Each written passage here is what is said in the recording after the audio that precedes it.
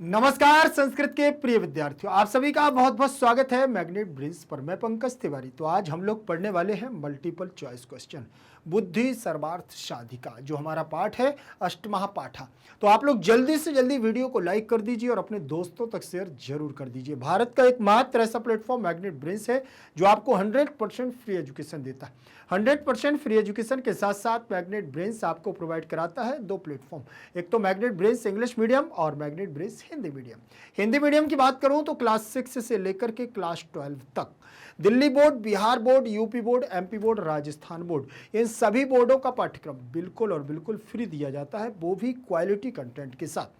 और English medium की बात करूं तो यहां पर सीबीएसई बोर्ड के द्वारा नियमित एनसीईआरटी को फॉलो करते हुए, सीबीएसई बोर्ड के द्वारा जो हमारा एनसीईआरटी है ना, उसी के द्वारा फॉलो करते हुए केजी से लेकर के 12 क्लास तक का कंप्लीट सिलेबस दिया जाता है, बिल्कुल और बिल्कुल फ्री। तो फिर देर किस बात की, चैनल को करिएगा सब्सक्राइब और वीडियो को करिएगा लाइक।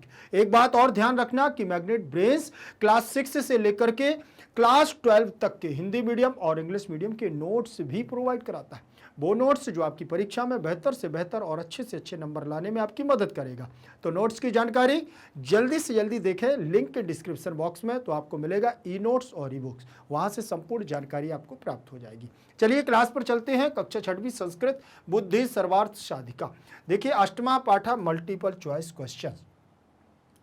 पहले प्रश्न पर बात करेंगे। पहला प्रश्न आपका दिया हुआ है सरोवरः। क्या दिया है? सरोवरः शब्दस्य को अर्थ। सरोवर शब्द का अर्थ क्या है? सरोवरः माने तालाब और शब्दस्य माने शब्द का, अर्थ माने अर्थ, को अर्थ माने क्या अर्थ है। सरोवर शब्द का क्या अर्थ है यहां पर पूछा जा रहा है। ठीक, तो सरोवर का देखिए आपको मैं बता दूं, संस्कृत में सरोवर को शरह, सरह भी बोलते हैं, सरोवर भी बोलते हैं, सरोवर भी बोलते हैं। ठीक, और यहां पर तडागा भी बोलते हैं, तडागा।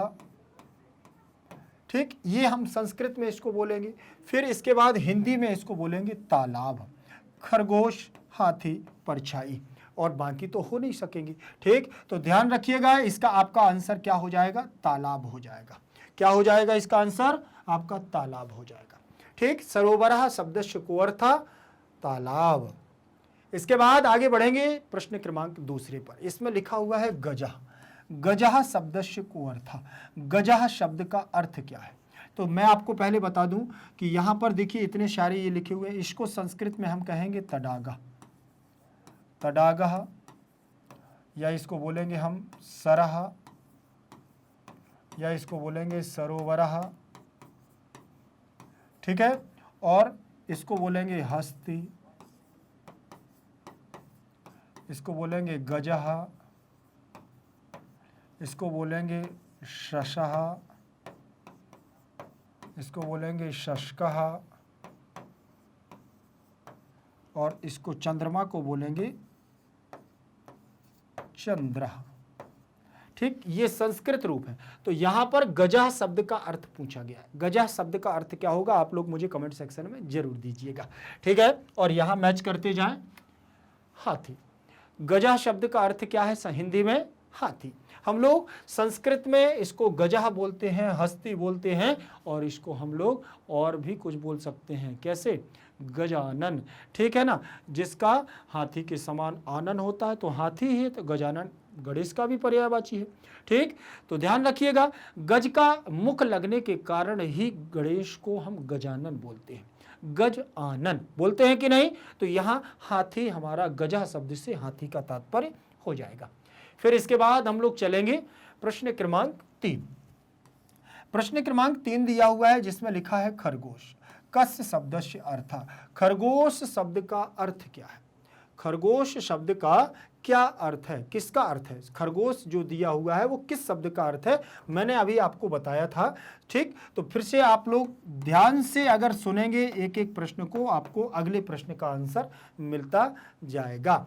ठीक, जलाशय को हम लोग क्या बोलते हैं? जलाशय को जल का जहां पर आशय हो, तो इसको तालाब भी बोलेंगे, तडागा भी बोलेंगे, सरह भी बोलेंगे, सरोवरः भी बोलेंगे। ठीक, संस्कृत में। और हस्ती को क्या बोलेंगे? हाथी, हिंदी में शशकाः को खरगोश बोलेंगे, ठीक है। और भीता का मतलब होता है भयभीत, भयभीत या डरा हुआ, डरा हुआ, ठीक है। तो यहाँ पर आपको आंसर मिल गया होगा। आंसर आप लोग कमेंट सेक्शन में देते जाएं और बस एक के साथ में 4-4 प्रश्नों के आपको आंसर मिल रहे हैं। एक प्रश्न को सॉल्व करें और 4 प्रश्नों को आप यहाँ देखें। अगर हम इससे 15 प्रश्नों को सॉल्व करेंगे तो 15 चौको 60, हम लोग 60 क्वेश्चन एक साथ तैयार कर लेंगे, ठीक है। चलिए आगे देखें। इसके बाद दिया हुआ है हमारा सर्वे शशकाः उपायम, सर्वे शशकाः उपायम भवति निवसन्ति तिष्ठति चिंतयति। अब यहाँ पर आप इसको कौन सा शब्द यहाँ फिल करेंगे वो आपको यहाँ सोचना है, ठीक है। यहाँ पर देखें, भवति का मतलब होता है, निवसन्ति का मतलब रहते हैं, रहते हैं, तिष्ठन्ति का मतलब बैठे हैं, बैठे हैं, और चिंतयति का मतलब सोचते हैं, सोचते हैं। अब यहां पर आपको ध्यान रखना है कि सर्वे माने सभी, शशकाः माने खरगोश, उपायम माने उपाय को क्या करते हैं, होता है, रहते हैं, बैठे हैं या सोचते हैं। तो आपको मिल गया होगा आंसर। आपका आंसर क्या हो जाएगा, चिंतयति। सभी खरगोश मिल करके उपाय सोचते हैं कि इस हाथी को कैसे भगाया जाए। ये जो तालाब के किनारे पर बैठे हुए, तालाब के किनारे बने हुए खरगोशों के क्या मिल रहे हैं, यहाँ खरगोशों के जो घर मिटते जा रहे हैं, उन घरों को मिटाने वाला क्या करेगा, जो तुम्हें बचाएगा, उसी के बारे में वह उपाय ढूंढते हुए सोच रहे हैं। इसके बाद हम लोग चलेंगे प्रश्न क्रमांक 5। प्रश्न क्रमांक हमारा 5 क्या क्या कहता है, देखिए, सायंकाले शशकानां सभा। सायंकाले शाम का समय है और खरगोशों की एक क्या लगी हुई है, सभा लगी हुई है। सायंकाले शशकानां सभा भवति कथयति तिष्ठन्ति या निवसन्ति, तिष्ठति या निवसन्ति, ठीक। तो क्या है, सायंकाले शशकानां सभा भवति, सायंकाल शाम के समय पर खरगोशों की सभा होती है। क्या होती है, सभा होती है। तो यहां पर आपको क्या लग जाएगा, भवति। भवति का मतलब होता है होती है या होता है, ठीक। कथयति का मतलब होता है कहता है, तिष्ठति का मतलब बैठा है या रहते हैं, बैठते हैं, बैठता है, बैठा है, और निवसन्ति का मतलब रहते हैं, रहते हैं, ठीक है। समझ में आ गया कि नहीं। तो यहां पर आपका आंसर आपको मिला। आप लोग आंसर देते जाओ कमेंट में, मैं आपको यहां पर बताता जा रहा हूं बस। तो दोनों चीजें होती जाएंगी, आपके तैयार भी होते जाएंगे और आपको आंसर भी मिलते जाएंगे। प्रश्न क्रमांक हम लोग चलेंगे 6 पर। प्रश्न क्रमांक 6 हमारा क्या कहता है, ध्यान से देखें। लिखा है, शशकाः सरोवरस्य तीरे खाली स्थान चिंतयति निवसन्ति भवति तिष्ठति, ठीक। पहले इसका ध्यान पूर्वक आप अर्थ समझना, तो यहां समझ में आ जाएगा। खरगोश, बहुत सारे खरगोश सरोवर के, ठीक। सरोवरस्य माने तालाब के, और तीरे माने किनारे पर। सभी खरगोश तालाब के किनारे पर। चिंतयति माने सोचते हैं, सोचते हैं। निवसन्ति माने रहते हैं या निवास करते हैं। भवति माने होता है, होता है, और तिष्ठति माने बैठा है,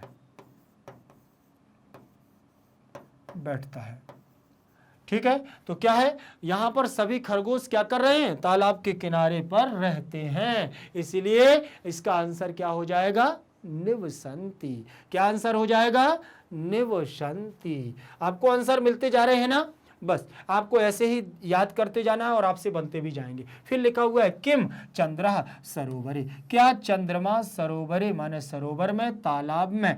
चिंतयति भवति तिष्ठति कथयति।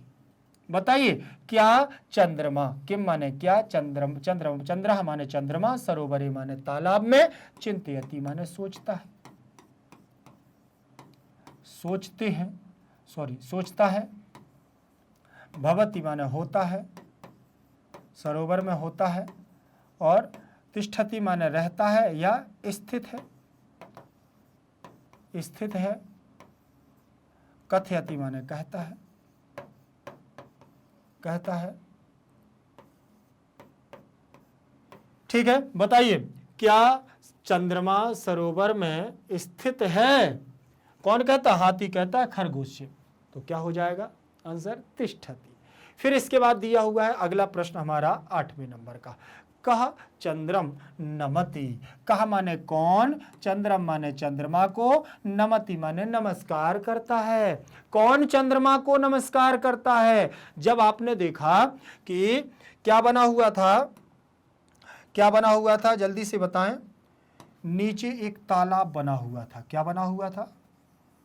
तालाब। एक तालाब था, उसमें ऐसे ऐसे ऐसे ऐसे हमारा क्या था? जल था। क्या था?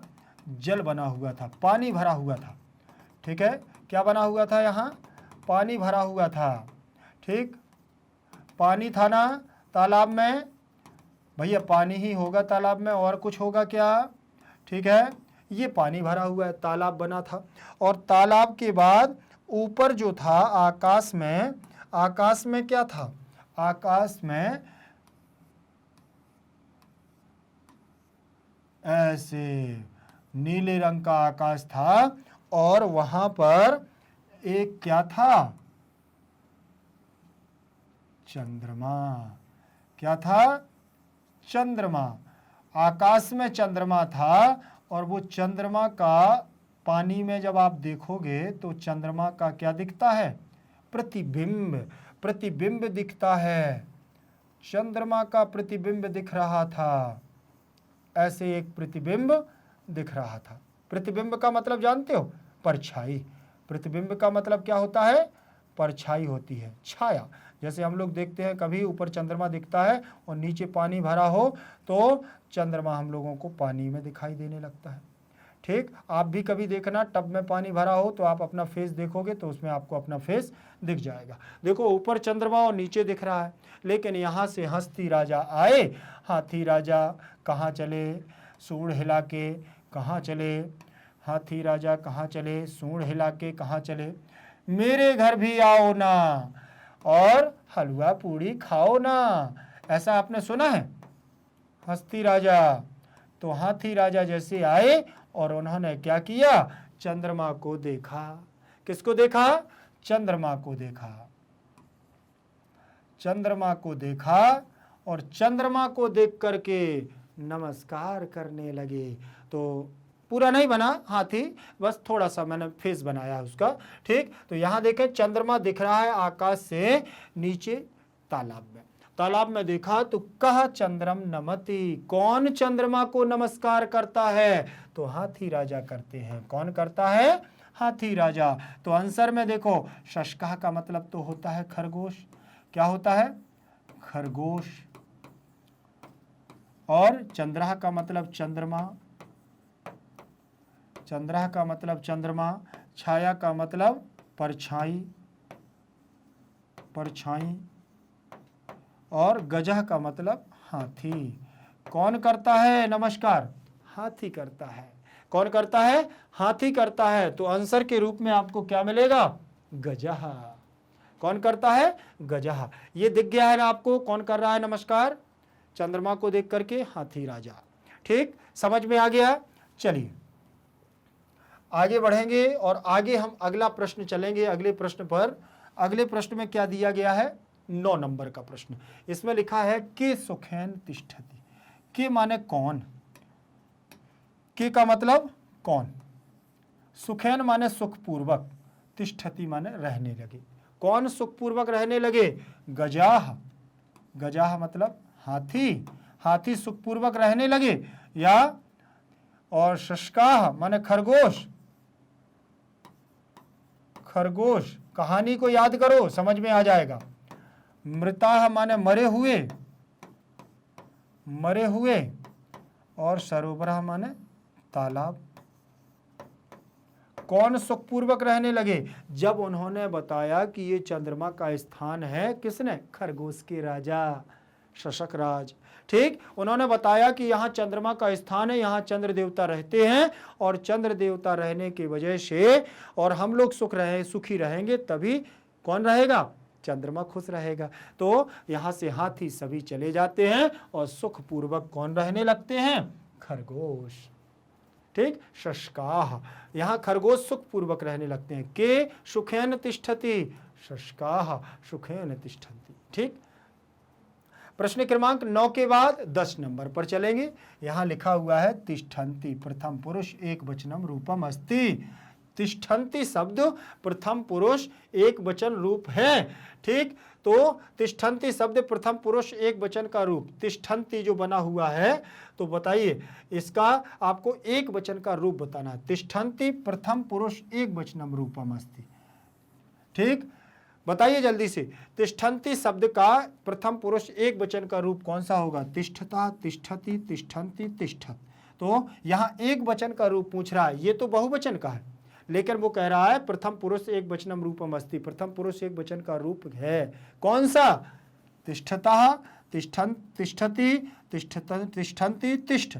तो बताइए, तो मैं आपको बता दूं, तिष्ठता है आपका प्रथम पुरुष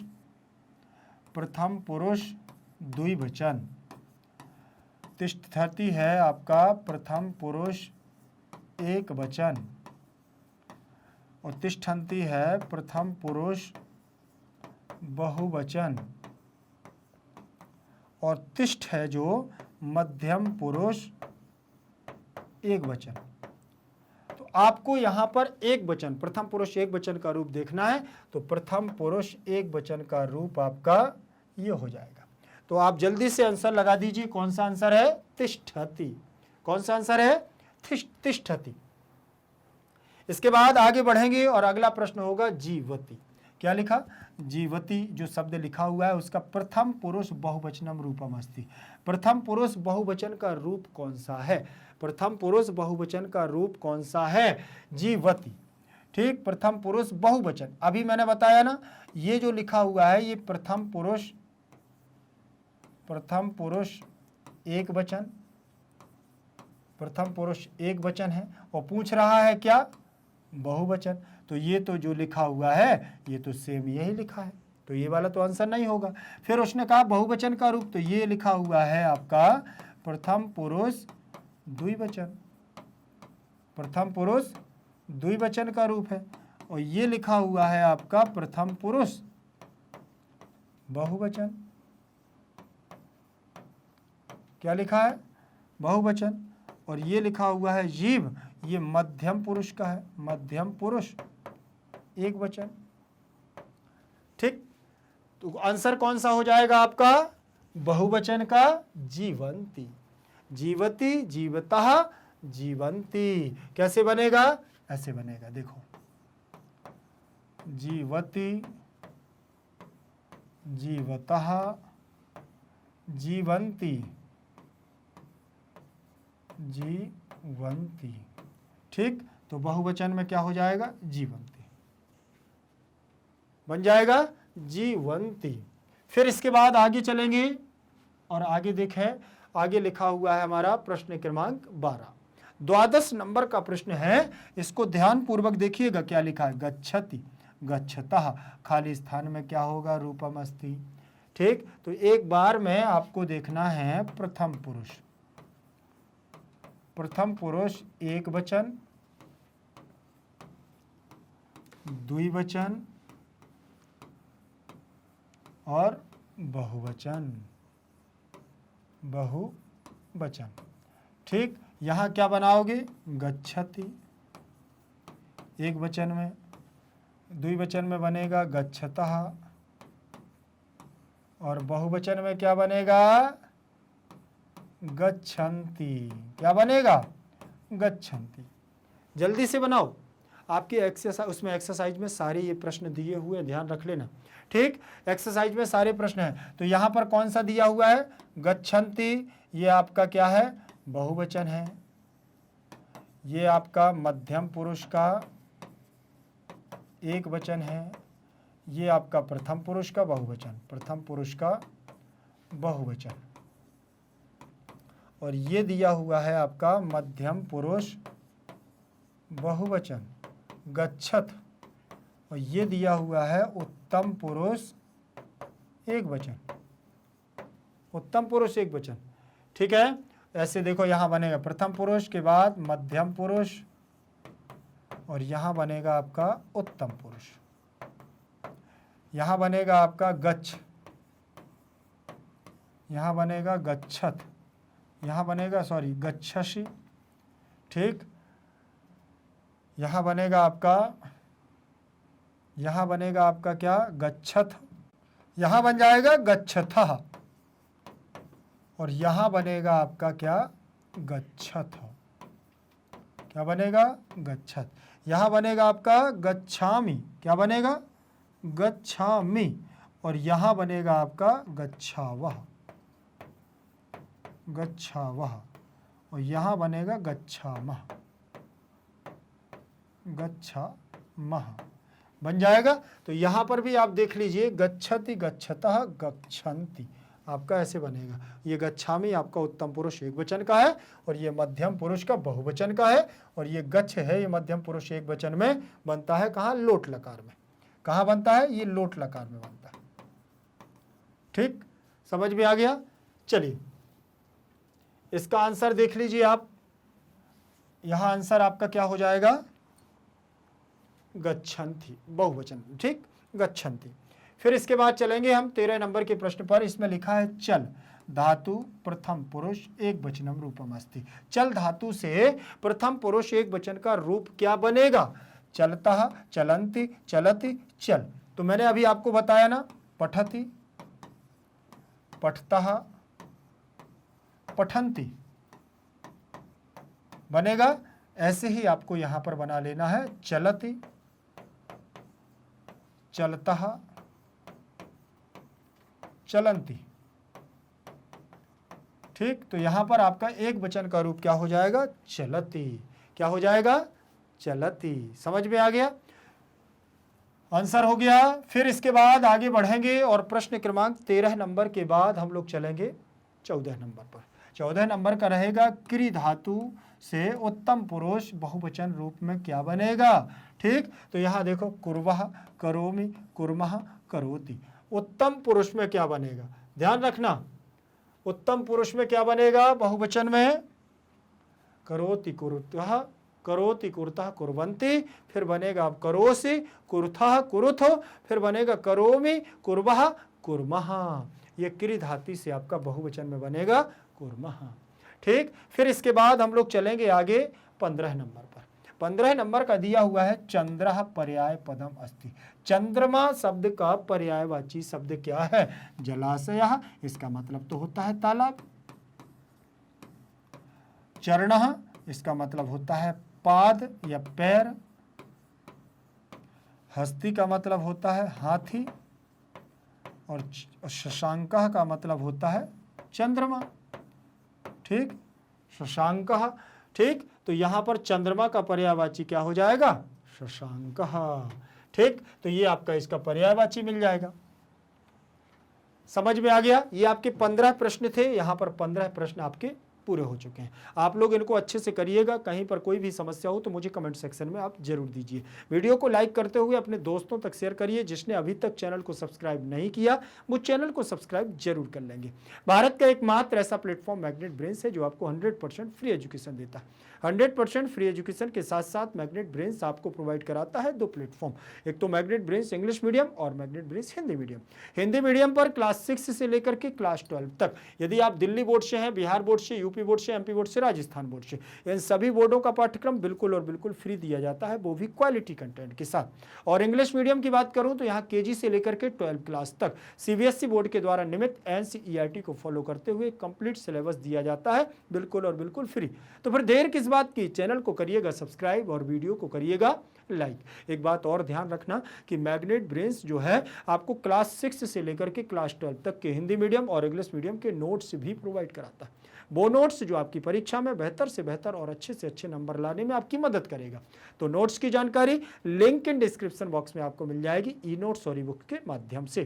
ठीक, अगली क्लास के लिए हम लोग तत्पर रहेंगे, फिर मिलेंगे। तब तक के लिए बने रहिएगा मैग्नेट ब्रेन्स के साथ। जयतु संस्कृतम, जयतु भारतम।